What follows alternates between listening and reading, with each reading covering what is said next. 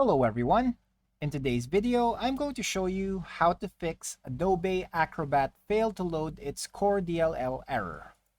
Now the first thing you need to do is to of course repair the installation. So open the Adobe Acrobat and then head to the help and then repair installation option.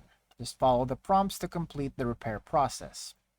Next, you can also try disabling protected mode. So go ahead and launch Adobe Acrobat and then head to Edit, then Preferences, and then select Security Enhanced from the left menu and uncheck the Enable Protected Mode at Startup checkbox. Then confirm any prompts and restart Acrobat. If that didn't work, you can also verify installation location. So ensure Adobe Acrobat is installed on the local system drive, which is usually C:. Then installing on a map drive can often cause issues, so avoid doing this. Then of course there's the process of uninstalling and reinstalling Adobe Acrobat. So head to your control panel and then select Programs and Features.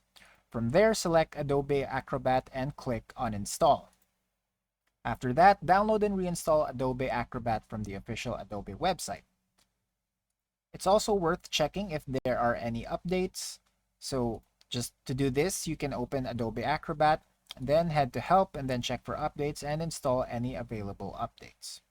Now, if these steps don't resolve the issue, you might want to use the Adobe Cleaner tool to completely remove Acrobat before reinstalling it. And that's it for today. Thanks for tuning in, and I'll see you next time.